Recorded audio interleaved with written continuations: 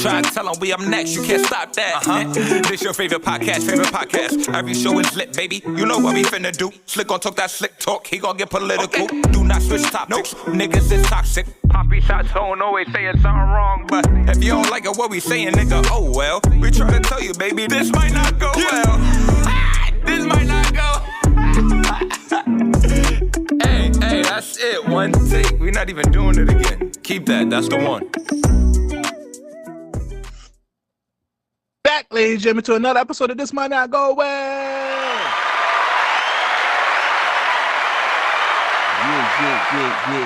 Yeah. Episode 183. We in the building. You already know who it is. It's the host with the most, B Breezy, aka Poppy Sazon. Yo, what's going on, everybody? It's your boy Slick Grayson. How y'all doing out there? Download the live podcast app on iOS, Android. Please follow us on all social media at This Might Not Go Well. If you're any brand news, business opportunity, please email us at thismightnotgowell@gmail.com. Episode 183, weekly check-ins. How you doing, bro? I'm chilling. Still tired as a mug, but you know, it comes with the territory of life right now. Seeing a lot of the fruits of my labor starting to come to fruition. Family good, friends is good. Fantasy basketball draft this weekend, so I'm super duper excited. You know, everybody, that's been one of my saving graces these last couple. Even though I'll be stressed when my team get hurt. But shout out to you for winning last year, even though in the words of the group chat, you a bitch. But niggas better hope I don't show up with my costume. Matter of fact, you go on Amazon. It's Prime Day. It is Prime Day. Shout out. No ads. But yeah, man, I definitely, you know what? I think this week's Slick Positivity is just like, yo, find some time to address a deficiency. And don't gotta be no crazy deficiency. But like for me personally, like I've found, I think the thing that has really grounded me in this journey of fatherhood, professionally, socially, that's allowed me to stay grounded and allowed me to kind of like feel more in control of my life has been taking fitness more seriously. Shout out to my homegirl Sade, the goddess. She's been really, really big on her fitness journey these last couple months. She got us in the hard 75 challenge. I gotta do better with my progress pics, but it's like on the daily, just making sure I've been drinking water, making sure I get a little workout in, making sure I'm walking, making sure I get outside. Like it's been so productive, right? And then my mental clarity has been so much better. My productivity has been so much better. I think I've been a better partner, a better father, a better teacher, a better scholar. I've been an overall better person just thanks to like adding that balance to what I've always perceived as one of my deficiencies was my physical health. So definitely not trying to just rely on like genetics anymore, like just, eating better, working out, all of these things. And since my daughter has been born, like that's probably been something that's really allowed me to engage with her in such a healthy way. So definitely find something that you feel like deficient or like, you could be something you could be better at and lock in. Like even now I'm taking that same energy and putting that back into the photography. So don't worry, the Slick Flicks is about to come. It's almost holiday season. I'm trying to get my creative flow back, getting all my tools and trinkets together. And that's all a result of putting that work into some of these early deficiencies I've noticed in myself, right? So find something that you feel deficient or like you're not as efficient in and put in that work. And I guarantee you're going to start to see results. Well, how you feeling, bro? Oh, man, I like Slick Positivity. We should do this once an episode. I like that. Some days I'm not positive. Some days I don't give a fuck. Honestly, brother, man, I'm here, and I'm grateful to be here. October, I'm here. To be honest with you, I was gonna come up with some good shit, some mature shit. Honestly, bro, mood is I'm here. I'm grateful to be here. I'm happy to pod with you, my guy. On the 15th. Or 16 would be 4 years since the first launch of our episode, man. 4 years ago, we started this journey. Oh, man, so many memories, man. And I just like that we have, I ain't gonna lie, I was thinking back because I was looking at some old episodes and stuff like that. I just like how much we matured. Please don't listen to the first episode to 15 because I ain't gonna lie, boy, we was trash. After we started putting some more stuff in there, we wasn't trash, but it was new. It was, and I think it was definitely a different vibe. Yeah, and I think I feel like after episode 30, we hit the ball rolling. Episode 30 start listening to episode 30. And then I'm just like, yo, it's 4 years. We've been doing this pod shit, and we had a lot of memories. It was able for us to connect with some old friends, talk to people. I think we kind of built a great community around us. Yeah, I'm happy to be here, man. Obviously, there's stuff going on in life, stress and all that. But as long as you wake up grateful, and as long as you're able to wake up with your eyes open, bro, you can change and fix any problem that you have, man. So that's my positivity. As long as you're able to wake up, bro, and breathe fresh air, you can fix any problem that comes on with life. Facts. All right. So Slick, real quick, because I put this on the docket. I want for the John Amos. So last week we discussed the passing of John Amos, Slick, and there was some like details about this that really disturbed me. So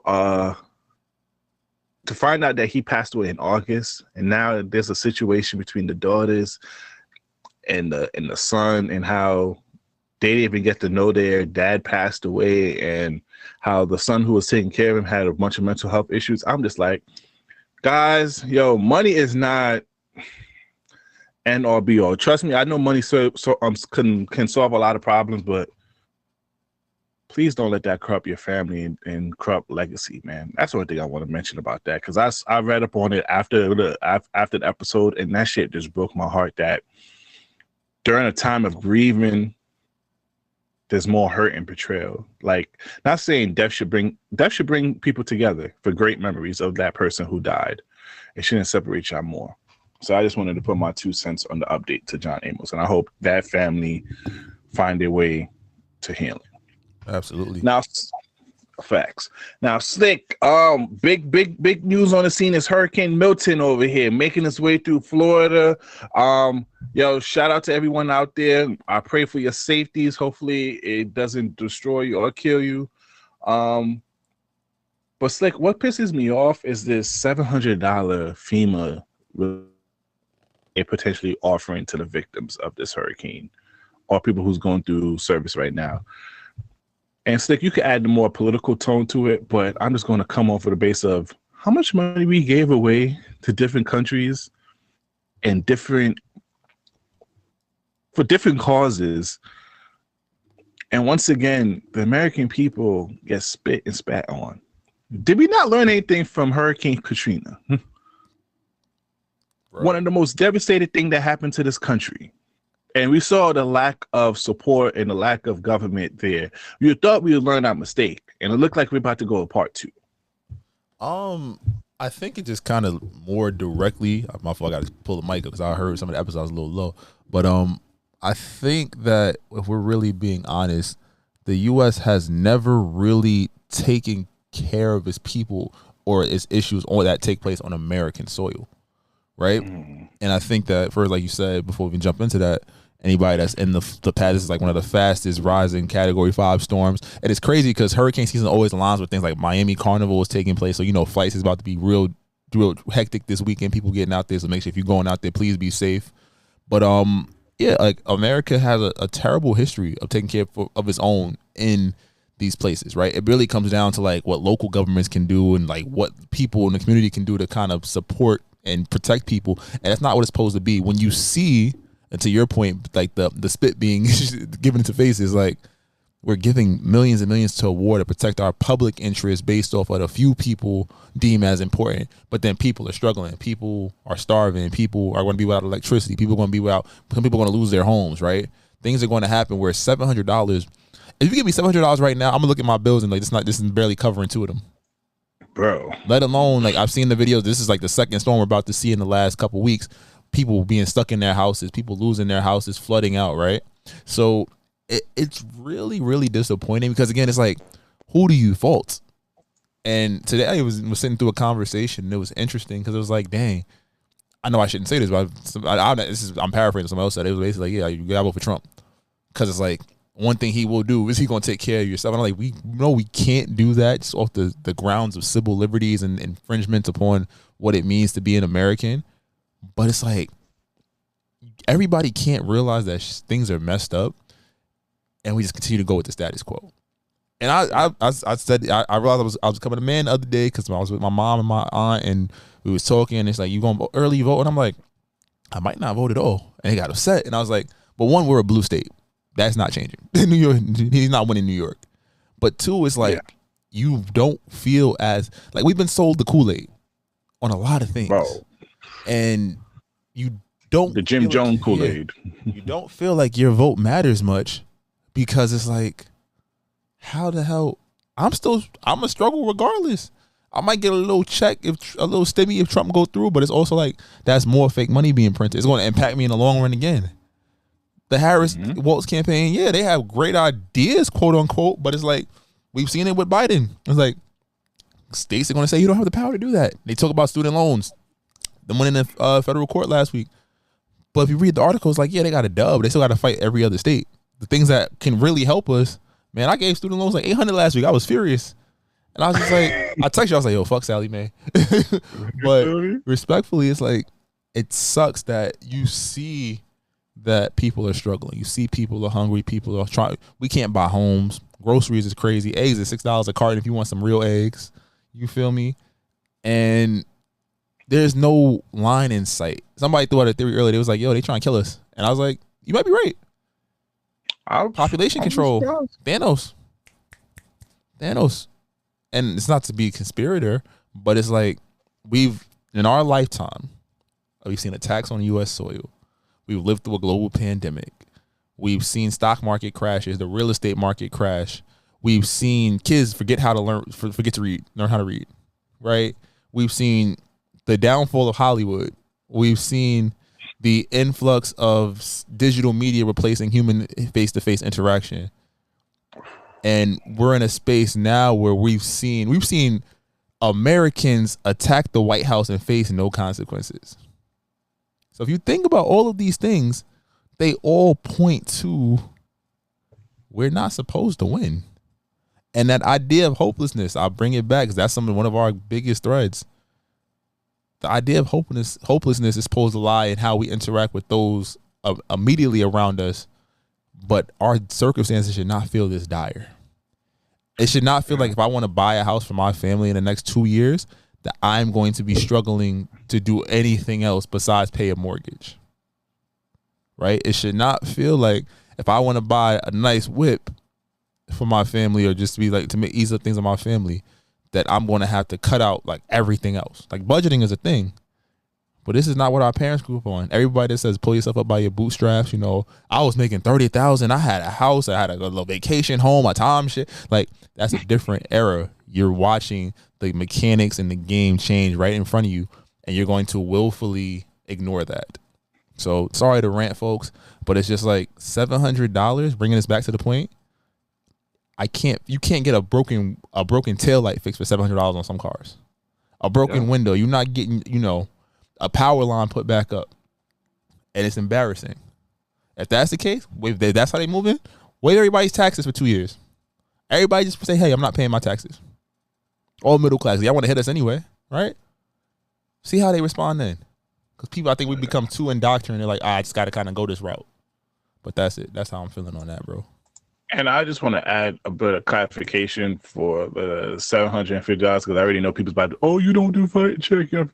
It's an upfront flexible payment that helps cover essential items like food, water, baby formula, breastfeeding, medication, and other emergency supplies. Even if it's for those things, $750, have you not checked the price on things? That's still not going to help out. You're right, Slick. I feel like there's so much about our reputation to the world that we don't even pay attention in-house. We're so focused on the outhouse, we don't focus on the in-house. We are the broke bitch with a Gucci bag that don't got no lights on in her crib. Facts. They were sitting here like, yeah, nah, I got this, I got the Louis. Then you go, the mattress on the floor, milk carton out. But all right, let's get to some celebrity news, Slick. All right. A lot of stuff happens after we record our episodes, man. If you didn't know, DDG and Halle Bailey broke up. I think I texted you immediately. I said it's a prank. I don't believe it. Facts. Everybody thought it was a prank too. And because we know DDG is a person of the internet. But Slick, this caused so much ruckus. I ain't gonna lie, I feel for my boy DDG because the hate that he's been getting for the past week, I can't even fathom that. Cause I'm like, yo, at the end of the day, yo, believe it or not, women, us men hurt after breakups. I don't know if men are still telling that lie out here. I don't mean to snitch on my man community, but we hurt. If niggas don't tell you that, especially if you was a good one and we didn't break up over no cheating or anything like that, it just doesn't work. Niggas be hurt. I'll let you know that right now. But Slick, I bring up this breakup because this started up a lot of beef over here. Joe Budden, I checked in the Twitter DM. He had a response to DDG which set him off, and now they're on a big internet feud where DDG is bringing up all the old allegations to Joe Budden. Oh, nah, here you go. My question to my distinguished panel is a question I've been asking myself for quite some time. Who the fuck is DDG? and why am I supposed to care about his thoughts on anything? I'm very happy that they have broken up, so I don't get to keep seeing this nigga's name attached to this girl's name when I don't know him for nothing as a standalone. And for me, it's important to know people based off their own name and merit and what they have done. I don't even know enough about her. Like, I'm not her demo. Right. I'm not her demo either. But every time I see his name, it's attached to hers, and it's typically in some type of clout chaser fashion. So that makes me look at him a different way, and hopefully I get to look at him a lot less now that they've broken. Well, she's extreme. You know that. This is bad podding from the Podfather over here. This is very, very, very Father, you did wrong, gang. And I bring this up, Slick, because this is what DDG been facing his whole entire relationship. And I can see how this can possibly play a factor in their breakup. Because throughout this whole relationship, even after the break, oh, she's too good for you. Or why was she even dating you before and all that? And it's kind of like, and I feel for DDG because in his demographic, he's considered a legend. YouTuber, in his space, made music, like he did it. He did the shit. He did the thing. Just on YouTube alone, if he wasn't, he's a person that you literally saw from high school, which he was valedictorian, went to college, he dropped out, moved all the way to California, now made his way and got successful, got his own mansion and make music. Then not only he brought his family out there for Michigan, Pontiac, Michigan, he set them all up for YouTube. All of them got millions of subscribers and whatnot. And now all his family is eating well. They don't work, they don't, they do the YouTube stuff, but they got other businesses, and his family, he provided for his whole family. On the YouTube space, Slick, he's a legend. He did the shit. But on the entertainment side, he is kind of a low person. So I can see how this fucking up with him and why he took so offense to Joe Budden saying what he said about him. What's your thoughts? It's nasty work. Just off the strength of like, yo, I just lost my girl. Like, respectfully, it's not the time to be like, oh, go be your own person. Like, and like you said, I think the realest thing, I think one thing that as we've evolved as a pod, like I guess this is probably one of our better episodes in a while. I think last week we definitely been snails pacing it a little bit. But I think that as a pod, we've taken time to really put in energy and emphasis to, oh, men go through shit. And it's okay to have a space. When me and him, you go through shit, it shows in the pod. You feel me? It's okay. And it just sucks because it's like, damn, it becomes clickbait. It becomes, when you're in the public eye like that, it becomes one of those things where, damn, I gotta really like, how do I bite my tongue on this? And even though he responded, it's like, damn, nigga, do they know you? And that's tough. So I definitely send DDG, because like you said, DDG, I remember, I'll never forget, shout out to the boy Jamie Todd, shout out to the boy Rahizi, my boy since middle school, right? From the down low. Like, I remember coming back from college and be like, yo, you be watching Kais and on the sneaker dudes and what's the other dude? Oh, Kick Genius. Yeah, Casey Neistat and all of them. I'm like, what? I didn't think YouTube was profitable. I remember DDG And I remember you played a DDG song, like, this nigga made music? So seeing where he came from to where he is now, it's just like, bro, that's a beautiful thing. Yeah, and then also they're still a family. He's been very wholesome about it, and it looks like they just mutually broke up. They probably have a chance to, but yo, allow the man to heal himself too, man. Like, yo, y'all coming at his head top. He going through a breakup as well, and it's like, oh, he's still talking, and Haley is not saying anything. His work is the internet. He streams, he makes video, he has a podcast, so of course he has to talk about it. But Joe Budden, that was very, very bad. That was nasty. And one thing about Joe Budden, which is not in his point of view, he disregards it or he shits on it. And I'm like, yo, that's why niggas call you Joe. That's why niggas call the hate. That's why they call you haters. Remember the Quavo made that song? If you hate and call him Joe Budden. You feel me? That was big hater energy. But Slick, we have some updates for the Cardi B and Offset I wanted to talk about. First of all, if this rumor is true that Stefon Diggs was digging fucked her. her, yep, while she was pregnant. That's nasty, man. I ain't gonna lie. I just recently saw Vanessa Hudgens. She just posted up some new pictures post pregnancy. I understand. I understand. You see my girl, Vanessa. Check the name. You see my boo boo, Vanessa? No, I peeped. Because you know this is her favorite season, Halloween. She got them heavies. I'm sorry. Well, all due respect. Baby girl, baby V, you looking good. Now, I can see why Stefon Diggs would have went to Cardi B and killed that. And Slick, what's your whole thoughts if she actually did do that? It's a rumor. That's wild shit, bro. That's nasty work. That's nasty work. I ain't gonna hold you. But you know what? I don't blame her because Stefon Diggs is a known hoe. There's a story of him having two girls in the same hotel and him traveling to both rooms to see them. He's been rumored to be a hoe. Slick, if you're gonna cheat with a nigga, don't cheat with a nigga that you might like that might take you serious. You cheat with the nigga that you know what he about. He know what it is. He ain't gonna look for he's there for a fun time, not a long time.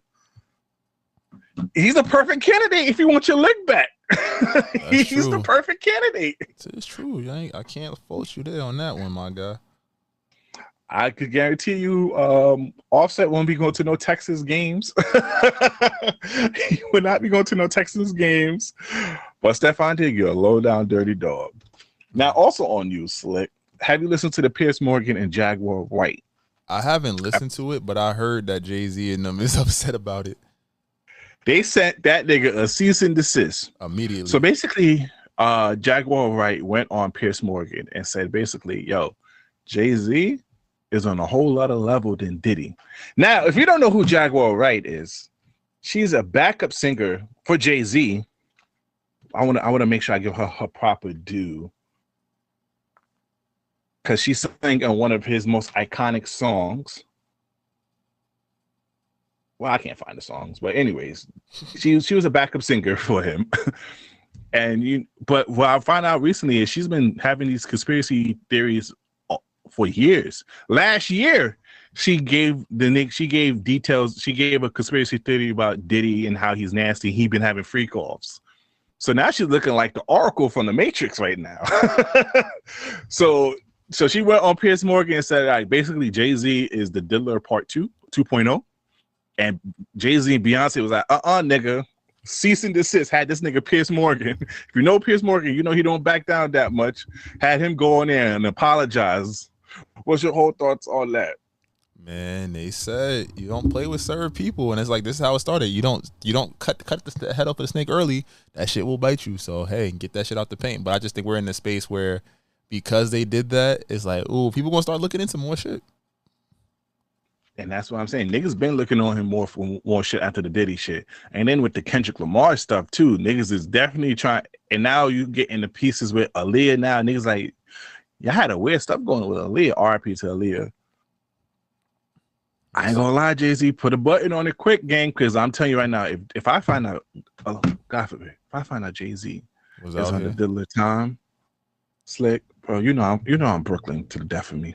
Yeah, that shit I got rep Brooklyn more than I rep anything else, especially my neighborhood. I might cry. I might come on this podcast and cry. I ain't cry for Diddy because I wasn't really a big Diddy fan, and also he from Mount Vernon. You feel me? Them niggas be pretending like they part of the boroughs, but they're not. nigga. I don't know about that. Y'all niggas is mid-state New York over here. Thank you. Okay, y'all just an inch away from being upstate. Y'all Yonkers and all them other niggas up there, Terrytown, all that.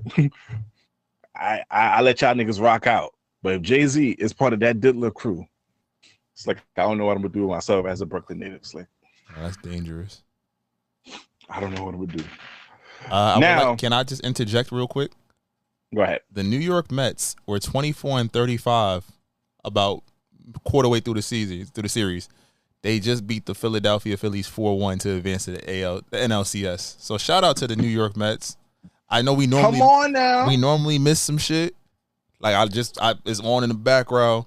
Shout out to the New York fucking Mets. I don't have a baseball team, but it's a beautiful thing when niggas start being trash from your city and then they do some shit. That was just a quick little message. You already know what it is. We could get to a sports news soon, but saw my boy Cat over here with the Steph Curry 3. Yo, the big bodega is lit. The big bodega. The big bodega. I don't know because they called him in Timberwolves the Big Purr. I don't know what the fuck that. We not big purring. Nothing. We not. I ain't gonna lie, gang. I was like, I saw niggas like, yeah, he's no longer the Big Purr. He's the big bodega. I was like, niggas call him the Big Purr. I don't know about that, Cat, but you the big bodega over here. Let's go. All right, my fault. That was just a quick little interruption because normally we be missing shit, so I had to shout that out real quick. Shout out to the New York Mets. We got some sports topic, but Slick, I want to get through this music topic with you real quick because this is why I really wanted to pod with you, and this is why I need energy for Slick. Mm-hmm. Kendrick Lamar, Mr. Anti-Industry, Mr. Watch the Party Die, Slick, Mr. Fuck you. That's what the culture is feeling, Slick. What's your thoughts about him submitting Euphoria, Not Like Us for his Grammy nomination, and also the rumor that his album might be coming potentially later on this month, possibly on Drake's birthday, which is on the 24th, or Halloween, the 31st? I need you because you coming back to the OVO side. You coming back, and I applaud you for that. But you still got a little remnants of that PG Lane shit. I'm a fan of both. I'm a fan of both. I think that pick a side, Slick. I told you who I think won, but I think that I knew it was going to happen. I thought the label would have, but I guess he's independent, so him dropping it. I thought it's like it fits the narrative. What did Drake say? Kendrick just open his mouth. Somebody get him a Grammy. Someone give him a Grammy right now. It's like it fits the narrative. Drake knew how stuff was going to play out. He just didn't take it as seriously as he should have, or he didn't have the opportunity to. He thought the culture was better, Slick. He thought the culture was better than this, and y'all let him down. Rule number one: the culture is never expect the best out of people. But yeah, no, I can't call it a sucker move because he's always done this with his projects. I think it's just one of those things where, do I like it? Not necessarily, but I get it. Like Kendrick's aura is like, you could argue content between the big three, whoever the top rappers are at any moment. He'll always say, I got the hardware. So that's always been his thing. He's critical acclaim and the hardware is there. And for as much as he says he's anti the party has created the aura around him. There's a lot of nice rappers that don't have the awards and the accolades, but the accolades and the awards are the things that make him kind of stand out amongst his peers. Not saying, again, his talent is there. Like, he's top 3, top 5. He's top at any given moment. He's in the top 5 commercially, lyrically, production-wise. As an artist, he's top 5 artist, not even rapper. But it does say, like, that air to his aura. I was like, damn, this wasn't. You can't run on a narrative that the machine is supporting, if that makes sense. That's the hard part for me. Because it's like, again, and then when the news came out like Hove and everything, which we want to get to, I was kind of like, it skews it for me a little bit, just because it's like, y'all really did jump this nigga. Did he deserve it? We need to humble Drake a little bit so he can give us some of that real shit. I can agree, but it was like, This was really on some like, all right, big bro said let's go, and we got all the Carfax. I've never seen a beef where it's like the Carfax was so readily presented to other people and like people united against somebody like that. But yeah, that's my take on it. Slick, thank you for joining OVO again. Your membership, I had your membership there, man. I had it for you, but I was never. Niggas told me like, nah, remove his. Nah, that's my man, $100,000. He gonna see the light. He just got blinded because he hang out with some PG lame niggas over there. Rakibo, Southside, fuck y'all niggas. He's over there hanging out with them niggas over there. So he had some of that PG lane shit over there. But I know once he saw the light, he would have came back over here to the side over here, Slick. What you said, it was perfectly. Cause Slick, this is one. The whole battle was, bro, you a hypocrite. And the thing about I want to be animated like I've been animated for the past couple of months, and I still might be because that's just naturally who I am. But Slick, this shit made me actually more sad than happy, Slick, because it's like niggas don't care. Niggas don't care. I realize he's been caught in so many different compromise positions, and niggas don't care. The industry wants Drake to be humbled. He got caught for buying. He got caught that he conspired with other niggas with this shit. Niggas don't care, Slick. I realize what you've been saying a couple episodes ago. Like, doesn't matter what Drake does. It doesn't matter what, unless it's some powerful shit. Like you see a video of him. I don't want to put that in the air, but if you see a video of him actually allegedly beating a woman, which that's what Drake was saying, nothing is going to change people's mind when it comes to this battle. Everybody thinks Drake lost, despite numerous more factors are coming out about what's been going on behind the scenes, how many other people are involved in this. Niggas don't care. Cause Slick, what you said is perfectly this was my problem, Slick. You sit here and say you the culture, and then you sit here release Watch the Party Die, that you're trying to bring the essence back and all that. But you always submit your stuff for the Grammys. You have industry people by your side. So, and once again, I said this in previous episode, Drake failed to, he mentioned this a little bit, but Drake during the diss, he failed to emphasize the whole, yo, you're just like me, but you're upset that I'm better than you at this.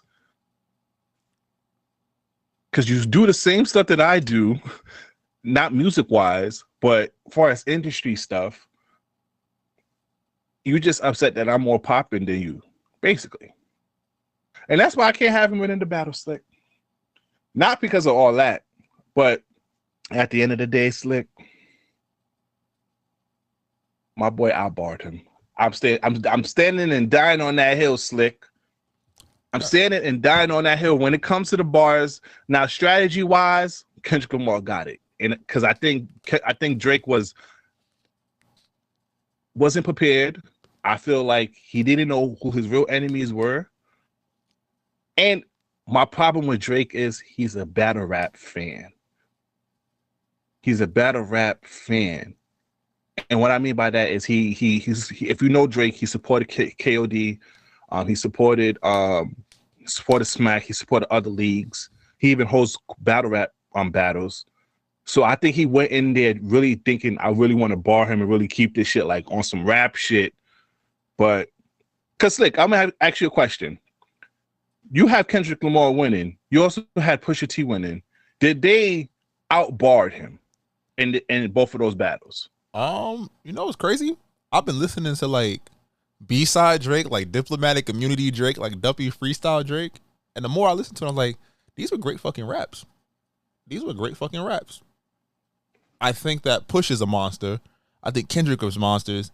Do I think their aura and the fact that they had dirt and presentation over him? I'm not a battle rap guy. So I think the casual listener like myself, to me, they would win. But when you have a moment to step away from that and appreciate Drake's records, it's like it's closer than you think. So I can't say if he's actually won the beef because perception plays a key.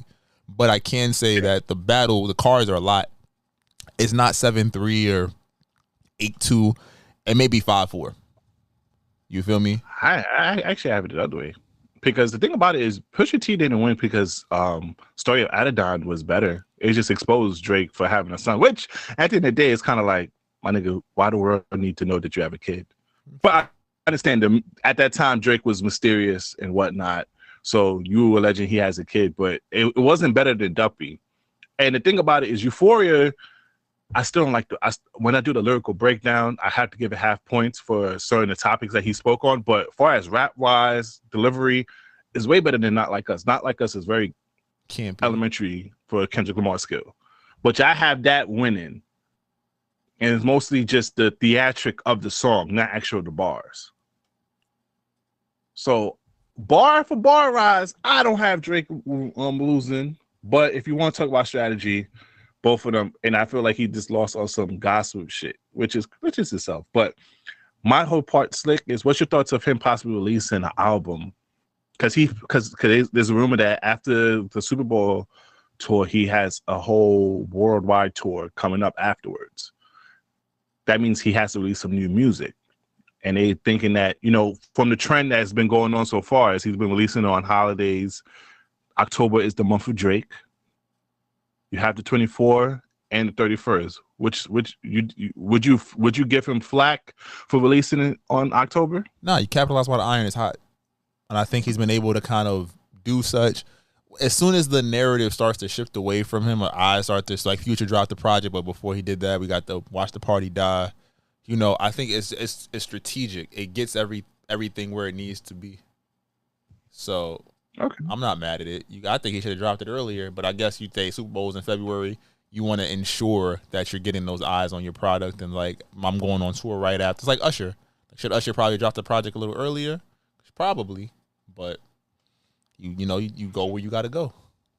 And also, I feel like he's been on that trend that on major holidays, and also this is the month of Drake as well. This is perfect for him to drop the album. I already know it's going to do numbers already. I already know it's going to do numbers. Even if but Slick, it might be inflated. They might be inflated, but hey, who cares? Facts. Now, Slick, speaking on Drake, because we got some topics about Drake, man. Drake versus Jay Z, all that. Recently, Drake was at a event, Nostalgia, in Toronto. A lot of people have been analyzing everything that he has been doing. So checking the Twitter DM, he had this speech before he played Beyonce, Me, Myself, and I, which is getting deciphered everywhere. I want your thoughts on this. I'll tell you one thing about nostalgia. One thing about nostalgia, this party here. My real friends are definitely in the building. But I'm going to tell you, you're going to come to a point in life where people you thought were friends or people you thought were close to you, they might switch up. They might try and move funny with you. They might stab you in the back. They might do a lot of things to you. You'll come to that realization. Wherever you're at in life, you've probably been there and you'll be there again. That's how life is. But look, sometimes it's you and you alone by yourself. Sometimes it's you alone with your thoughts. Sometimes you know what? Fuck, play the song. Don't worry. I'm going to tell you one thing about nostalgia. Come on now, Slick. This is being discussed all over the media lane right now. Now Drake is spiraling. What does he mean? Him by himself? Everybody's having this like, oh, Drake, why is he talking like that for? What's your thoughts? I think, like they said, it's probably a mole somewhere he didn't expect it to be. So that's part of it. People that one thing you can say, Drake could be annoying. He could be corny with some of his antics at times. He also show a lot of people love. He was in videos with The Weeknd. Him and Future, like you said, most of Future's big hits revolve around Drake. Even him and Dot, like he put Dot on, he put ASAP on in a sense of like from a touring perspective, like, yo, these boys is next up. Like you got a feature on my album. Like I'm on your first #1 record. Like, we got records that he went with J. Cole to the store to buy Born Center for him. And like yeah, that. Like Cole.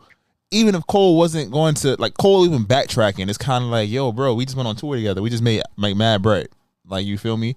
I think it's just one of those things where it's like, yeah, y'all going to come out and say all the shit y'all want to say, whatever I did, but are y'all going to say what role y'all played in it? You feel me? I think that as you get older, you realize there's always three sides to the story. There's your side, my side, and the truth. And at that point, like, yeah, does it come off a little catty? Yeah, my real friends, you know, they here. I don't fuck with nobody else that's not here. Play the Beyonce song. Cause I have a double meaning because whole, you know, we talked about the whole situation. And then the Beyonce, playing a Beyonce record. He's written for Beyonce. That's the thing that came out a couple weeks ago. Like, I gave you whatever song 5 years ago, and people were talking like I gave it to you right before the album dropped and jumped you in line type shit. You feel me? It's a lot of different things that need to be broken down and deciphered. But at the same point, it's like I'm not mad because I think that one thing about Drake, and I might even play a couple of Drake songs for for the song of the week or whatnot, is like he's always been able to be vulnerable, whether that is frowned upon or accepted throughout the culture. And I think before he was on his hard boy shit, like I'm just, you know, I'm out here with the shooters, all of that. It was like this piece would have probably been more well received. But I guess it's like you talking tough and you out here in your feelings about some shit. Like people take that as weakness from men. So. You know what? I think that with the Drake has always been vulnerable, and people hated that because when the time when he was coming up, rappers wasn't vulnerable like him. What rapper would have made Marvin Room? You expect that from an R&B singer. A rapper would have made Marvin Room about missing the old chick, and you supposed to be this rapper. So I think that plays a part. But also, Slick, if you've been to a lot of Drake concerts, this nigga always do some type of speech like this. I've been to this concert at least twice in the past year, Slick. This nigga did a whole motivational speech at both of the ends. This is what he does at all his performance. And the thing about it what pisses me off is people are upset that he's not sad and that he's not spiraling out. Because even when he making funny videos on his social media, oh nah, Drake doing this. Oh, he's coping. I'm like, yo, why y'all want this nigga to be depressed? And also, too, if he wants to be in his fields and he want to throw shots, this shit's been under 6 months, Slick. Niggas is making it seem like this shit's been a year, 2 or 3 years, and he's still rambling about this shit. This shit's less than 6 months. He's in his right to feel some type of way. He's in his right if he still feels some type of way. Because at the end of the day, like you said, Slick, these are whatever relationship I have with these niggas, I helped them out. I've always extended my hands out to niggas. And not only them niggas that I helped out betrayed me, but other niggas that I hang out didn't say nothing and let me fall down. And the only niggas that was by my side is niggas that I'm still in business with. That's OVO. So I could see him feeling some type of way about the culture. But speaking on Jay Z, a lot of people are deciphering what Drake put on his story. So as you know, October 6th was the anniversary for All the Dogs. So he was posting a lot on his social media, on his official page, not on the plot twist. And one of the stories, he posted a Solange photo of Solange in the car after she whipped Jay-Z's ass. And then directly after that, he posted a Leah picture with her holding a dog, and then several other stories full of dog captions and pictures. Do you think he's ready to go again to Jay-Z? I think he's ready for whatever round two. I was opposed to academics, round two, whatever that's supposed to be. Like, he's going to switch the approach up. Because, again, you're not fighting one person. If you think like you're fighting one person, that's how you get caught out there like you did before. So now the fact that he's like, all right, cool, I realize this power is bigger than me, or, you know, at a foot. I got to be able to, you know, maneuver. And sometimes you got to go for the head of the snake. Regardless, where's the power lie? The Spotify numbers, the streaming numbers, right? It came out, Drake is still the #1 streamed artist still in hip-hop and in music right now, right? But now it's like the media is against you. You really have nothing to lose.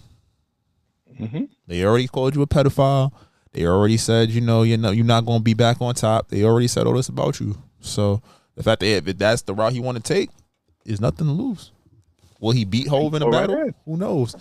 But what does that look like? I think, and again, we talked about this. After the beef, aside from the beef and a little run at with Future at the #1 album, hip hop fell off after the beef. Hey, go on now. It might be artificial. Because you know what the theory too is. Shout out to Taylor Swift. Taylor Swift is the most successful artist with over $1 billion. And they saying, like, the rumor is, what I heard from the Joe Budden podcast, is that they don't want a lot of Taylor Swift. They don't want him to be a lot of Taylor Swift. So that's why they all got together and shut him down. Because Taylor Swift right now, she can walk around with her nuts hanging out because they did try to vote. If you remember, Justin Bieber's manager LeBron bought her stuff. Yep. So what she did, re-record all her shit, put out new music, and now she basically running the music scene. She's untouchable. She's the only one doing a milli in a week. Untouchable. There's like Drake is the only person coming close. Maybe Bad Bunny. Bad Bunny got more on his first week numbers don't hit like that, but his longevity because he's like the king of that. He's Spanish Drake. Yep, basically. So there's like Drake. You're second into coming into that. Stop all that shit. We're gonna humble him. He said he's in nostalgia. He said the P&D album is still coming out, so we're gonna see. I like the approach. Fuck it. And then one quick thing before we get to sports, Joe Budden, you're bugging the fuck out. Your mixtape series is not better than Lil Wayne. I don't know if you heard that, Slick. I don't know if you heard that snippet. We don't have to play it, Slick. But on one of the episodes, Joe Budden said, his mixtape could be ranked higher because they were talking about the greatest mixtape. Which artist had the greatest mixtape series? And Joe Budden tried to place his above Lil Wayne. And I'm sorry, Joe. I mean, you gotta have faith in yourself. We didn't do it, Joe. We didn't do it, Joe. Your new music definitely helped niggas out, but just dedication alone. The dedication series just annihilates your whole catalog game. Now, Slick, let's get into some sports. All right, LeBron James and Bronny had a historic night in the first preseason game. What's your thoughts about that, man? The first father and son duo shared the court with each other, man. Even though Bron's still doing well in year 22, Bronny looked like he had a chase down block. I'm fucking with it. What's your thoughts? I've always said Bronny's gonna be fine as a perimeter defender, and based off his name, he's gonna get a second contract somewhere. I think that his offense has to catch up. He never really got to he fell into the trap of going to the celebrity high school where all the nice niggas, the rich nice niggas went, and nobody really developed into a killer. Still waiting That's for all. That's why Arena's son is gonna be nasty. Yeah, that nigga, he was giving KD buckets in that work. Granted, it was a workout, but it's like you could see it, right? But it's dope to see. It's definitely manufactured, but I think regardless, it's like he's there and he's contributing, and that's all you want. It's not like he's out there and he's just taking up space. He's not going out there trying to get 10 shots like J.R. Smith's brother was when he was on the Knicks that one season, just throwing them shits up there. Right? It's like he's here and he's like, all right, I'm going to play a role. And I shout out to JJ Redick. I know this is a side note. He got them boys cutting. He got them boys running actions, running different sets. They look like a different team. And I think when the Olympics happened, we said it. We was like, yo, Bron and AD is still top 10 combined, top 15 players in the league. And Austin Reeves got a chance. D'Lo's still a knockdown shooter in the regular season. If you can trade that in, they go get Zach LaVine. Go trade Rui or go trade Gabe Vincent and D'Lo.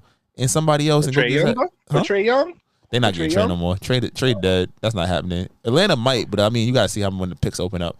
Go consolidate that to a real shooting guard that's still going to hit you high value threes and create, but it's like more consistent as a scorer. And them boys you going to have to see them boys. Get that in the center, they be okay. But shout out to Bronx. I think that I know people been trying to gatekeep, like, you ain't grow up with no daddy. This ain't for you. It's like, nah, you didn't grow up with a father. This is for you. Bron grew up like a lot of us did. Your pops wasn't in the crib. He doesn't even know his pops. So the fact that as a dad, he took bring your kid to work day to a new level. Your kid is in the NBA. And granted, it might not happen in the regular season, but if it does, if some blowout and they throw Bronny out there, who get like this is beautiful. Shout out to black nepotism. Bruh. I'm with you on that one. And please, it's going to be a rocky season. So Lakers management and Lakers fan, I ain't gonna lie. You know how Lakers starts off. They start losing the first month or so. You know how it goes, Slick. They get their ass what's the first month. Second month, they start getting together. Then we start pushing for the playoffs. So please have faith. Now, Slick, I didn't want to bring this up, but this got so viral over the past couple of days. But what team he plays for? New Orleans. He's on a team now? I thought he was a free agent.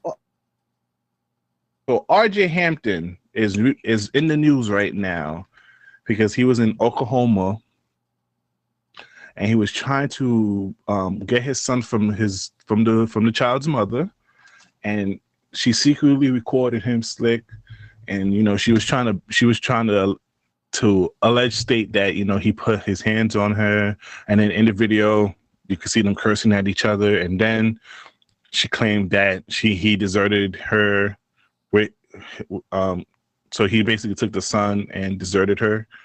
Slick, I don't know how I feel about this, Slick, because I can see from both situations is nasty. One of my biggest traumas, I saw my parents fight when I was like 5, and I never realized till like recently how much it impacted me. And it's just like, when you're in the situation as two human beings with a child, even if y'all can't stand each other, don't do that shit, because your kid sees that, and they in turn internalize that into how they deal with the opposite sex and how they look at relationships, and I'll be real. For me, it made me never want conflict. Didn't know how. I never wanted to fight with anybody. I barely fight with anybody nowadays. It annoys me because I'll be like, you're wrong, but I got to take it. And this is not just really like, just like in life, like in just any capacity, right? Like, I don't want to hurt your feelings. I don't want to argue, even if I'm not wrong. I'm wrong, just in the sense that we can stop fighting, right? And I feel like this is one of those situations where it's like, it's nasty, and it's kids. Like, this is a kid with money, his career is not going the way he wants. Probably the energy leak. I just saw it. I'm about to say probably. I don't want to say it got caught out there, but it's like they don't seem like there was love there, based on the way they was talking to each other, and it's just like, fuck. Like, think about your kid. Like, regardless, like, it's they here now. How do you handle this in a way where it's like you can see something bigger than yourself? And that's just my biggest thing. I was like, regardless of whether you and your partner make it through, like, y'all can, we work at it, like, figure it out. If it was one of those one nights and it's like, oh shit, we got a baby now, like, how do y'all put that child first? You feel me? Fuck all that. Fuck you, bitch. This is not dumbass. Like, nah. God forbid, me and wifey don't work out in some capacity, right? My daughter will never know, hear disrespectful word come out of my mouth about her mother. My daughter will never see us argue, right or wrong. I respect that. Like, it's unnecessary, because that's one of those things. Again, you're making it difficult to co-parent. Because how can I trust you with my child when I don't trust you to respect me, and vice versa? Ooh, that's a bar.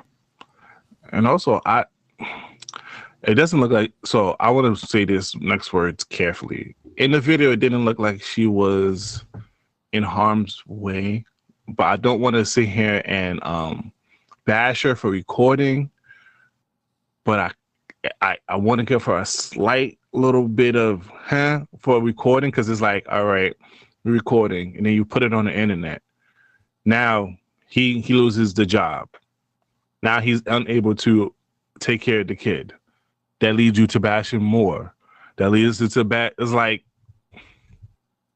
yeah, nah, don't pull out your phone and record me if we having a conversation or argument. That's stupid. Yeah, and it's just like, and then you post it online, and then you doing all this, and it's kind of like, it could go down a tricky road. And I feel like, you know what, it's just nasty. Prayers to both of them, sending healing energy for both of them, especially for the kid. Because a kid should definitely grow up in that environment right there. That's a fact. Your boy Triple H was wilding. He was doing well. Awesome. He had Sexy Ray shaking her ass. I ain't gonna lie, wrestling's on a rise now. Everybody's fucking with it. Even niggas our age who used to fuck with it before and stopped are embracing it again. But he slipped up with that diversity comment, Slick. You're the big wrestling head. I am. What's your thoughts? I'm a major wrestling fan. I got to talk about it more in the pod. I'm like, yeah, I'll let my stuff down while we do this. First off, yeah, shout out Triple H. I think he's made the product a lot more enjoyable, a lot more modern. Wrestling is booming right now. There's like 5 different promotions you could watch on TV at any good time. Shout out AEW, MLW, TNA, a couple other programs, CMLL. But yeah, the conversation was about black performers. You in Atlanta, you got black hosts, you got some great black personalities, but why is no black people on the card? You got the Samoans, The Rock pulled up, whatever may have you. Nia Jax did wrestle, but I just kind of felt like it was one of those things where it's like, there is truth to it. They just let Bobby Lashley and MVP leave to go to AEW. There has to be value in performers. And while in wrestling, you should definitely, you earn your spot by being somebody that fans want to see and you put in that work, I definitely feel as though there is where there's fire, where there's smoke, there's fire. Because you don't give up a talent like Bobby Lashley. You don't have a attraction like Omos. Shout out to Omos, he's from Big Queens. You know, you don't take somebody like it's how long it took Jey Uso to win an Intercontinental Championship. Sorry guys, you know I'm about this wrestling life. The New Day. Yo, stop apologizing to this nigga. That's your interest. That's your hobby, nigga. Yeah. Rep your shit, gang. Yeah, like Kofi Kingston, The New Day, like Bianca and Jade Cargill. Like, yeah, they're great, but you threw them in the tag team. They haven't fought for the women's championship in a minute. You feel me? Naomi comes back. She's losing every other TV match. Like, it does seem like there's a lack of direction for wrestlers of color, and that can be it could change. And wrestling, if you're uninitiated, unaware, it goes through seasons. It goes through moments where, you know, whoever's hot or what the story is, they're gonna push through it. You feel me? So who's not to say that as we get into the road to WrestleMania, it's not more work for black wrestlers? So do I just want black wrestlers at the forefront just for the sake of it? Not necessarily. I'm a wrestling snob. I want my shit. I want my filet mignon. I don't want hamburger helper. But at the same time, I can see and recognize that, you know, there are some mega stars who are not white who can be pushed. Shout out to Cody Rhodes. He Puerto Rican. He close. He don't look like Puerto Rican. He Puerto Rican. You feel me? And shout out to him, dude, because he called out Triple H for his comments. Yeah, that's a fact. I think the biggest part was I agree with everything you said. It was just I hate when people just say I don't see color. Yes, that's just such. Yeah, that's just like it's too much history. It's too much bloodshed. It's too much trauma in our community for you to even say that sentence. Word of the wise for anybody out here, if you ever make it and whatnot, do not say you don't see color. Find a different way to say that you treat people equally. But when you say that, you basically put down the year of trauma that we have faced in this country. Yeah, and I think wrestling is more fun when organic shit happens. Like, we know, like, I was watching this shit on Saturday. You asked wifey, and like, legit, she's like, he changed the baby's diaper, and I was like, yeah, but I feel like The Rock about to come out. And she was like, now you got time. I went to go change the diaper. She's like, oh shit, never mind, they fighting. Here come The Rock. In her mind, I dropped the baby. I did not drop the baby, but I laid the baby down drippy. You dropping the baby for The Rock? You smell what The Rock? Oh my god! Oh well, yeah, no, high key, I definitely fanned out. But it was like, yo, we knew that was happening. But when Kofi Kingston won the WWE Championship a few years back, like 5 years ago against Daniel Bryan, or Bobby Lashley won the championship versus The Miz, or Big E beat Bobby Lashley, like, those were moments. And it was like everybody loved them because it was an organic rise. And you got a lot of black talent that people genuinely do love, who, you know, Ricochet just went to AEW, Lashley, AEW, Keith Lee, AEW, not to be confused with the TikTok blogger, right? Guys who could carry WWE for the next 5-10 years. You feel me? So it's just like, yo, it's too much talent out there. And I know plans change. Plans, you know, you got your stories, but yo, sometimes you could pivot a little bit. Even if they're gonna lose the match, put them on the card. Yeah. Shout out my boy Carmelo Hayes. He next up. My boy Melo, don't miss. Mr. Whoop That Trick. Boy, that's my guy, bro. Whoop. And I like that little interaction that he had with Uso. Oh, no, them niggas. That shit, trick. That was Triple H. That was Shawn Michaels saying, Triple H, this is how you do it. Put all the niggas out. Shawn Michaels be keeping. Hey, Shawn Michaels keep him a piece out there. You see him the girls out there. I was like, you keep you a baddie, don't you, bro? Jada Parker, I want. That's prime real estate. Lola Vice, Jada Parker. I ain't gonna lie. What's that girl? What's the white girl that you like a lot? Which one? Rhea Ripley? The emo chick? Yeah, Rhea Ripley. That's just a character. Rhea fire. That's prime. Liv Morgan. Milk of magnesium right there. Yeah, and now she got that move when she just slap her ass everywhere. Dr. Umar, I apologize. I think he'll all right, let's get to some music. NFL season week, fantasy league woes. Niggas won. You heard? I'm back on the winner record. You heard? I thought it was lost, but I was found. My team understand your boy was struggling. This week I have a pretty good chance of winning, but I ain't gonna jinx myself too much. Jalen Hurts, please, my guy. It's the Browns. Hurts, you're facing the Browns. They suck. Deshaun Watson ain't been shit since he can't get his massage. If you lose to the Browns or you throw interceptions, don't aim my phone. I mean, At least you won, but your real football team lost. Them niggas suck. I don't want to talk And about they- them. and they fired the coach. firing the coach on the Tuesdays. Niggas showed up to work and they said, "You not welcome here no more."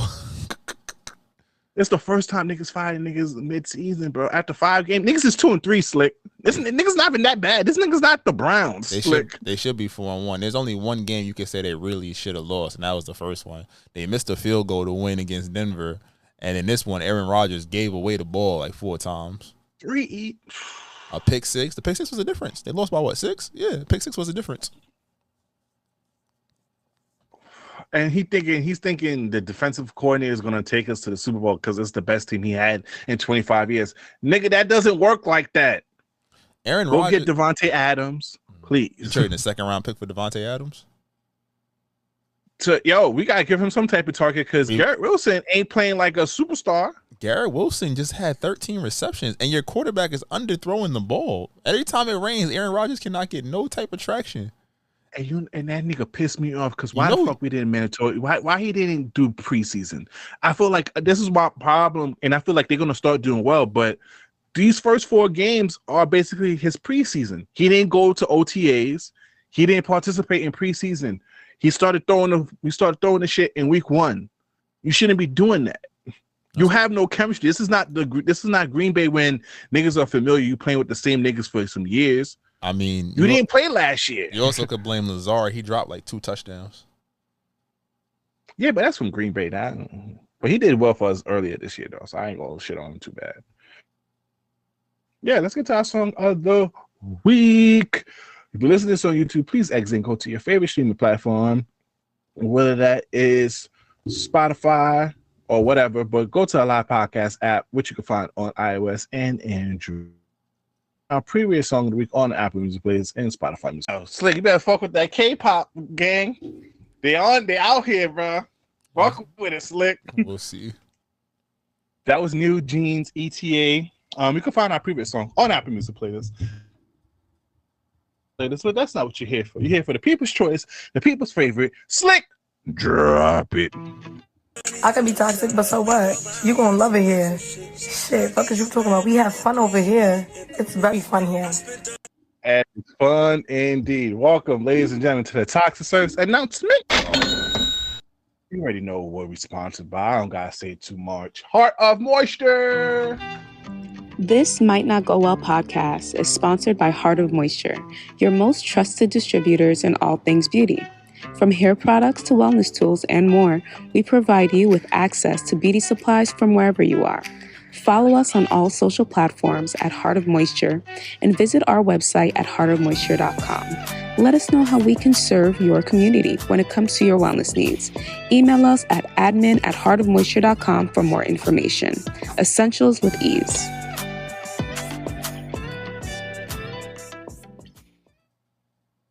All right, Slick TSA. You can find Heart of Moisture in the description. Go support Black women. Slick, I gotta give a disclaimer for this episode, Slick. Black women. Nah, it's not about Black women. They're not put Black women. Just women in general. If you're listening to this, don't get offended by these couple of topics. This is what was popping this week, and Slick. They often talks about men and podcast equipment need the pricing to be up, or niggas need to go to jail for podcasting. I ain't gonna lie, these couple of topics these past week, we're gonna have to raise the price up on women. Slick. This first video basically say marriage is sex work. Let's listen to it. Activities where I'm being paid. Mm-hmm. But what's really interesting about this conversation I was having regarding prostitution was this came off the back of me saying that the thing people don't want to recognize is, and this is going to be very controversial to say, but marriage also is sex work, because a lot of women, what they're doing is, and this is controversial to say. Go on, because I'm going to hear this. in your definition where you said earlier about prostitution, where, you know, like you sleep with a man, you get money, or you hang out with him, you get money. Why I say marriage is prostitution is because what happens is women engage in marriage from a place where, okay, ideally, he's going to take care of you financially, and there's a home for you both to live in. And what you are doing is you're fulfilling a role. So you're going to either be some sort of like homemaker, homekeeper, you're raising and rearing the kids, and you are partnering with him and sleeping with him in the hopes that the trade-off will be that you get validation, love, and upkeep. And the man understands and believes that if he continues to fulfill that role for you, then the arrangement works, because marriage is an arrangement. Now, why I say it's prostitution is because whilst it's not necessarily on the surface, you're fucking for a transactional exchange, there's something that you're fucking for. But then there's the basis of a relationship. I guess the reason why prostitution is because it's sexual. It's nothing but sex. We get the general gist of her idea. Whereas a marriage, to even get to the marriage, we get the general gist of her idea. So Slick, you basically in a marriage yourself. Is marriage sex work? That's a wild way to ask me that question. I can't even properly answer it. I'm gonna talk about it subjectively as opposed to, putting myself in the space. How do I generally view marriage? I think that marriage is a business decision based in love most of the time, at least one party. So hopefully, realistically, it should be two, but at least one party is in it for the love. But it is security, it is protection for and validation for certain people. It is status for certain people. It is, what's another word I'm looking for? It is union. Stability. Yeah, stability, projection of strength and whatnot. But to look at that, it is also something that has changed. The meaning of marriage. There we go. I got it. I found my line. It is something that has changed from what it was. We grew up thinking it was. Because you grow up thinking, I'm going to meet this person. We're going to fall in love. We're not going to have no problems, no issues. And one day we're going to get married. We're going to have a bunch of kids, get that nice house, with the white picket fence and a dog, and get his and her cars, go on 3 vacations a year, have a summer home somewhere. Our kids going to have every opportunity. And that's still a part of it. But there are so many factors in between. And there's a lot of reasons. Economy is shit. People project who they want to be and not who they truly are. So you don't really necessarily know who you're getting with when you're dating and then marrying in some situations. You're also, people want different things.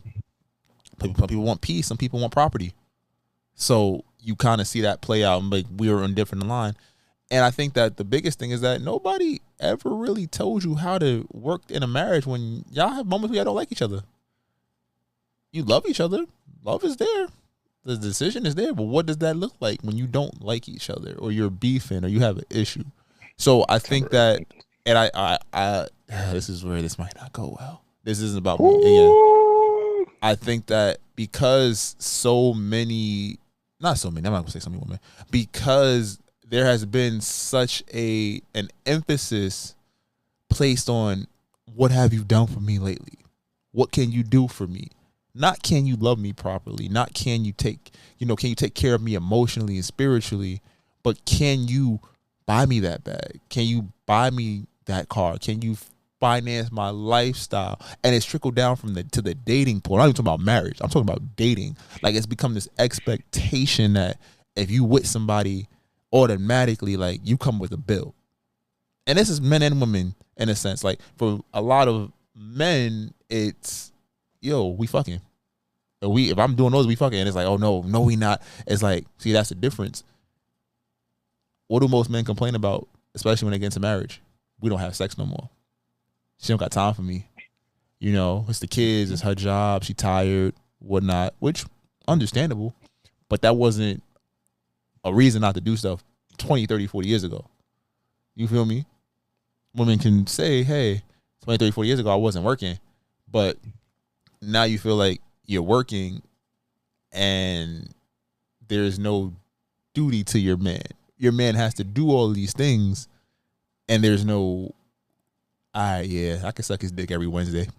You feel me? Yeah. Or, I cook this meal. Granted, not saying he can't take care of himself as well, but those conversations don't happen. It's more the nerve. This nigga's not going to pay for my nails. This nigga's not going to do this. Oh, girl, I got a couple niggas lined up just in case. Niggas too. It's like, oh shit, I keep one in the tuck just in case. You feel me? So I definitely could say that while I see her point about marriage being a form of sex, where it's a means to an end in some respects. It's like, all right, how do I get what I want? Get married. Oh, I agree. You smoked that.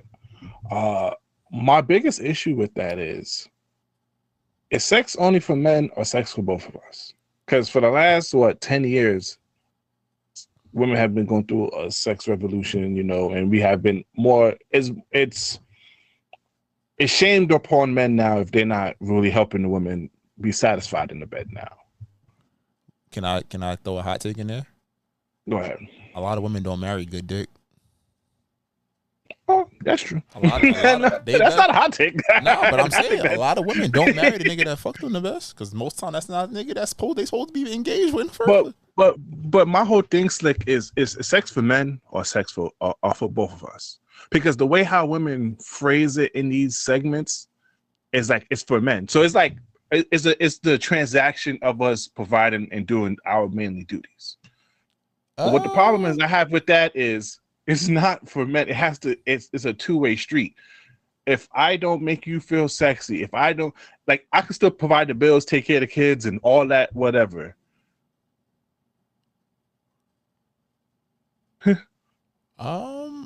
I think that I have to still make you feel good, and then also I still got to make you feel satisfied, because now if I'm just having sex with you and I'm only getting the joy and I'm not making you feel satisfied, you're gonna most likely, even if I continue to do my manly duties, you're still gonna be obligated to, like, I don't want to have sex with you because that's not usually pleasing for me. So I'm like, so that's my whole thing about the whole framing of it, because I'm like, y'all don't understand how y'all framing women. Y'all don't understand how y'all framing sex sometimes, because y'all make it seem like it's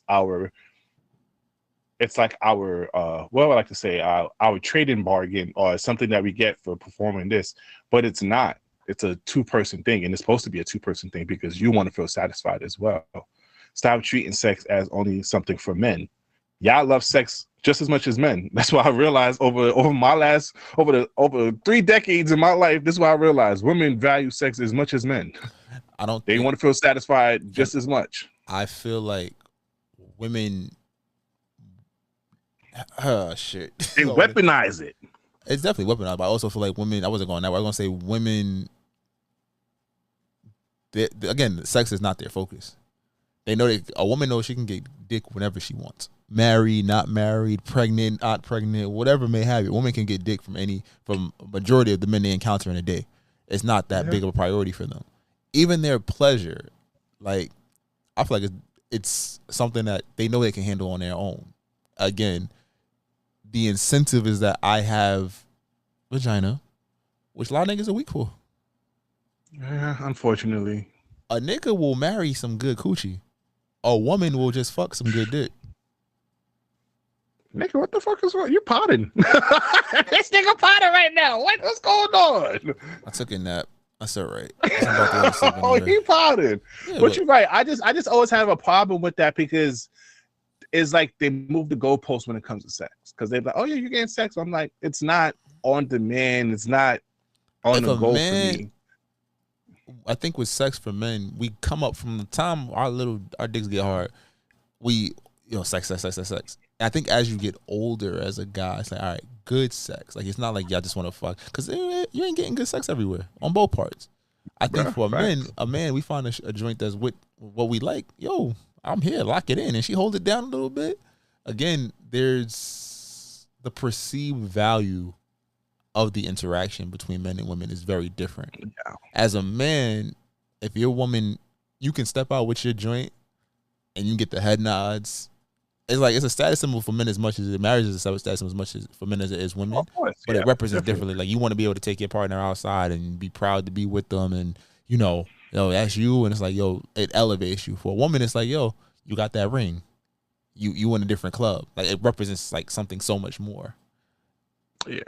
And if I give a little coochie up for it, she's like, all right, cool. But I just say sex is marriage is basically sex work is crazy, because but some people it is, because it's like, I'm giving coochie and I'm getting the lifestyle I want. If you get the right type of nigga, or a nigga gonna try to give you the right lifestyle, so I give it that. But I get in that respect, and some women use it as sex work. I don't think it always is. It's just a matter of like how you utilize it. Like if you hold a nigga hostage because he didn't give you a ring, oh, you're a terrorist. You're not a sex worker. That's a fact. And also, I ain't gonna lie, Slick, I don't know if you're feeling this way. I'm in my 30s now. Sex is still important for me, but sex is not as important as it was 20. How you making me feel? Like, are you like? Can you just rub my head or when I'm down? Like, I ain't gonna lie.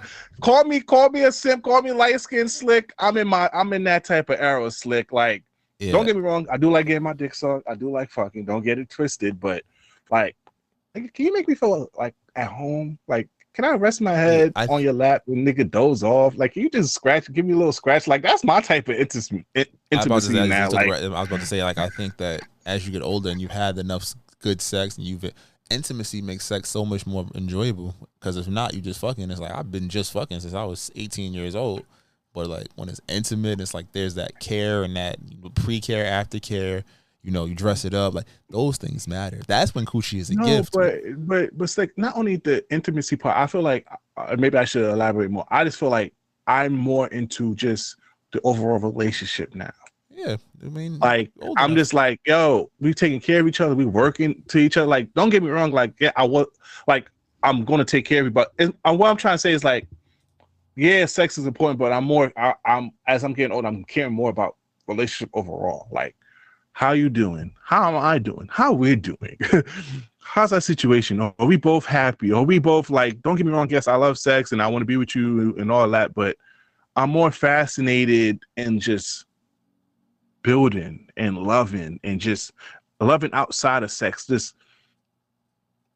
like I need more than just sex from a woman now. Like I really want you. I really want to. I want to know that you're there for me. I want all that shit, Slick. Call me sassy nigga. All me all of that. But like, yeah, sex is cool. But I'm like, do I know that you have my back? That's fair. You know, sit like that. But Slick, let's get into some stupid topics because I know niggas love the TSA for the stupid topics. Yeah, Slick, if you look into the Twitter DMs, it's going to give you a link to a TikTok of men can't enjoy blowjobs anymore. Slick, sorry to tell you, man. If you like blowjobs, it's not a good look. What do you find this stupid shit? Give me a second. It's loading up. Let's see. Is this it? It's crazy. It's like as men, we can't do nothing. We can't have fun. We can't hang around with each other. Nigga, we supposed to just shut up and eat coochie. Nah, relax, big dog. There you go. Rivers getting his blank sucked. Red flag. Flag on the play. Because guess what? That's not exclusive to women. Everybody has a mouth. You see what I'm getting at? I do see what you're getting at, and I'd like to further your point. Yeah, we cut ladies, it up right there. if your man to hear his response. So it's accessible everywhere, Slick. So you're not allowed to love blowjobs, Slick. What's your thoughts? Fuck her. Like, shut up. Like, what is wrong with you? So if I get my dick sucked, I'm gay. Like, that's wild. That's real crazy. That's ridiculous. Just because men have mouths, I'm not allowed to. It's always what's going on in this world, Slick? Watermelon head ass woman that say some stupid shit, and you want to put it on the podcast? Like, no. I gave a disclaimer earlier. I like my dick sucked because I like my dick sucked. How about that, madam? It's okay. Yes. Preferably from a woman because women sounds better. She just mad. Somebody told her head was weak, and now she upset. So now she calling that nigga. That's gay. a fact. Or her man asking her to suck more dick, and she doesn't want to do it. Yeah. Like for some reason, I ain't gonna lie, shorties. I love y'all, but how the hell your mouth can work talking and nagging and all that, but you suddenly got lockjaw sucking dick. I'm on to y'all. I'm on to y'all over here. Cause y'all could talk a long way. Y'all could sit here and talk all night and complain and bring up shorty that I Instagram liked before or I commented, on some just friendly shit. You could say I'm a friendly ass nigga and all that. But when it's time for you to suck dick, now you got lockjaw like Kodak Black. Come on now, what's going on, Slick? It's easier to hate than it is to procreate. Shorty is crazy. That's not a red flag. It's a red flag if shorties don't suck dick, okay? Yeah, stop being childish and grow up. I used to love that lie in college. Like, oh yeah, I don't suck dick. Like, you lying. I don't normally do this. Yes, you do. Yes, you do. Now, Slick, for the stud segment or the stud reports, it's a light one, Slick. It's just an observation that I want to share with you real quick, just to hear your thoughts on this. So they said lesbians don't exist. They're just women who gave up on men. If lesbians were truly attracted to the same sex, then their sex toys would be all vaginas.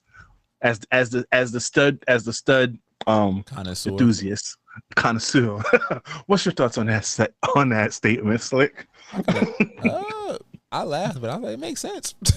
You don't see them getting rubber bumping uglies. It's just like, all right, yeah, hold the dick. They just don't like what's attached to the dick. That's cool. I agree. Okay. I you know what? I agree. And they also like to be us. Some of them like to be us as well. So it's kind of like, yeah, it's like they want to be us. They're not attracted to us type shit. Just say you want a sensitive nigga, mama. That's all you got to do. I saw some shit online. Like there's like stud girls who date like gay men. That makes sense. It makes sense though. But I was like, oh, this shit for real. Okay, shout out to ya. Okay. But it's like, I ain't gonna lie, I might really fuck a stud one of these days. I ain't gonna lie. Just for sometimes you just gotta cross some shit off your bucket list, Slick. You just gotta be like, yo, because my thing about it, Slick, all right, let's have a little real moment. I want to be back in my 60s, God, if you let me live to 60 and up. I want to look back at my life like, you know what? I did some cool shit like I fucked a stud.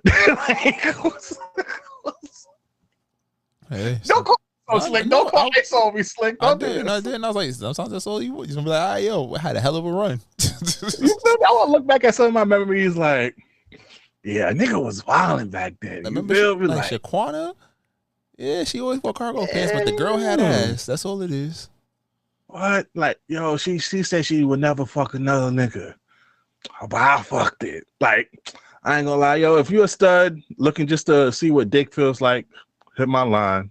My IG is in the description. Fuck with me, you heard? Now, also, Slick, this is very heavily against women, this TSA, Slick.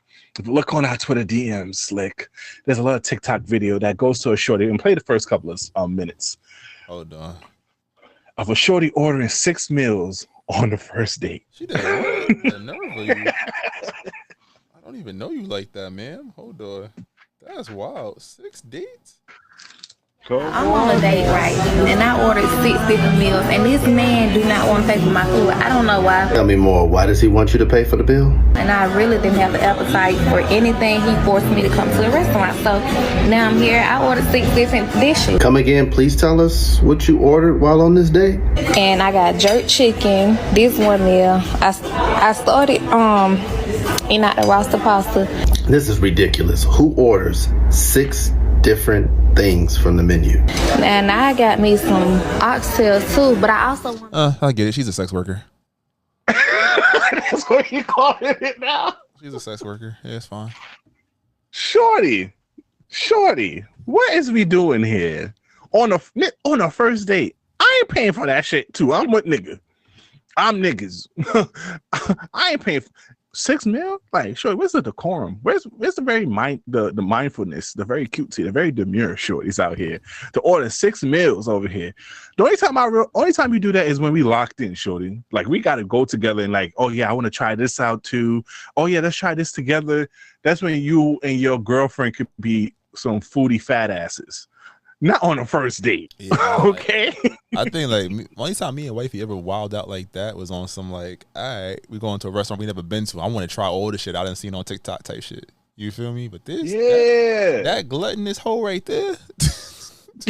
Facts, like, man, you about to put away 6 meals? You not. And man, you better not be taking none of that shit home. You're not about to feed your little nigga. Respectfully, mom, fuck your man and your kids. That's not, you not leaving this table with them. That's a fact, because you gonna eat this shit. I'm gonna sit here until the restaurant close. You're gonna finish that shit because you're not about to go home and have. She basically meal prepping, Slick. Yeah. That's basically a meal prep for the work week. That little sex worker there, man. Oh man. Oh man. Oh yeah, shorties, please have some decorum. Now, Slick, this week's Choose One, Slick, I wanted to surprise you, Slick. I wanted you to hear this, and I want to hear your thoughts, Slick. That's why they give you no heads up. All right, nigga. What? Play it, Slick. I just recently said it. If you wake up in jail, what the fuck? This question going crazy. If you wake up in jail, I'm not even jacking this question. With a knife in your heart and a dick in your booty, what you taking out first? I gotta bring it up. It's called pause. Hey yo. All right, y'all. We thank y'all for this episode. We appreciate y'all. I'm definitely like yo. Choose one. Appreciate y'all. Make sure y'all shout out to a live podcast network, the home with the host with the most. Come on, don't do our listeners like this, Slick. Respectfully, thank y'all. If y'all really want to hear me answer that question, fuck you. Respectfully. Would you like to say anything? Would you like to say goodbye to the people, Brian? Don't do that. Don't do that to us. The listeners, they love this segment, Slick. I'm about to hit the music. I'm closing the curtain on you bitches. Hurry up. All right, okay. Let us know which one you gonna choose. A knife in the heart or a dick in your butt. There's been a lot of audio journey. Woo! Please download the Live Podcast app on iOS and Android. And please follow us on all social media at This Might Not Go Well. If you need branding deals, business opportunities, please email us at thismightnotgowell@gmail.com. I'm the host with the most, B Breezy, aka Poppy Sazon. It's your boy Slick. If y'all wanted to hear me answer that question again, seriously, fuck you. Y'all be great. We'll see y'all next week. It's a cow. Distinct beats. Try to tell them we up next, you can't stop that. This your favorite podcast. Every show is lit, baby. You know what we finna do. Slick gon' talk that slick talk, he gon' get political. Do not switch topics, niggas is toxic. Poppy shots don't always saying something wrong, but if you don't like it, what we saying, nigga, oh well. We try to tell you, baby, this might not go well.